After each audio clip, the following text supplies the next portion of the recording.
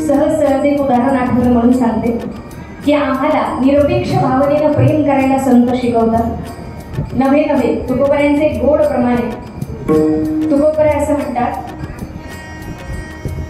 पवित्र तो देह वाणी पुण्यवंत जो वदे अच्युत सर्व काळ तयाच्या चिंतने तरतील दोषी जळतील.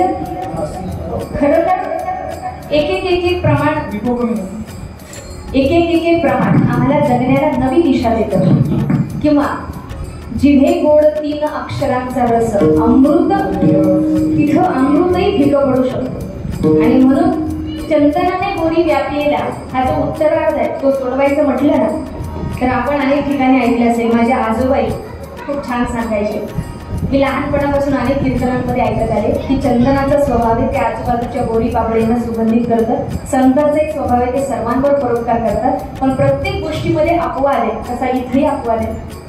कसा संत सगळ्यांवर परोपकार करतात. चंदन सगळ्या प्रकारच्या गोरी पापडींना सुगंधित करतं. फक्त 2 प्रकारच्या झाडांना चंदन सुगंधित करत नाही. एक आहे वेळूचं बेट आणि दुसरे केळीचं झाड. आता हे अपवाद काय हे मी माझ्या बदलचं नाही सांगत. स्वतः तुकोबऱ्यांचं प्रमाणे तुका म्हणे वेळू चंदना संगती. तुका म्हणे वेळू चंदना संगती चंदन न होती केळी वृक्ष. का चंदन सुगंधित करत नाही या 2 झाडांना? संत का उपरोपकार करत नाहीत अशा 2 प्रकारच्या झाडांसारख्या लोकांवर तुलना करा. चंदन वेळूच्या बेटाला सुगंधित करत नाही कारण वेळूचं बेट असतं आतल्या गाठीचं. ज्यांना कळालं त्यांना कळलं. हा मला फार फेमस डायलॉग आहे. ज्यांना कळालं त्यांना कळालं, नाही कळालं त्यांना जाता जाता आकारानंतर कळेल. कारण वेळूचं पेट असतं आतल्या गाठीचं. चंदन काही त्याला सुगंधित करत नाही. काही लोक असतात समाजात कशी. आता तुम्हीच बोलायचं मी फक्त सुचवायचं. तसं केळी वृक्षाला का सुगंधित करत नाही?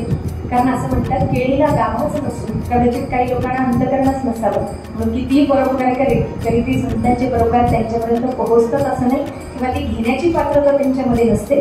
संत काय सांगतात की ज्याप्रमाणे हे चंदनानं गोरी व्यापलेलं आहे ना तसं संतही तुम्हाला सरळ करतात. म्हणजे तुमचा उद्धार करतात. भगवंत त्याच्या चरणापर्यंत तुम्हाला पोहोचवतात. गगनाहुनी वाढ नाम आहे या नामाचं महत्व सांगून देतात. म्हणून त्या संतांचं भजन करा. अभंगाचं प्रथम चरण.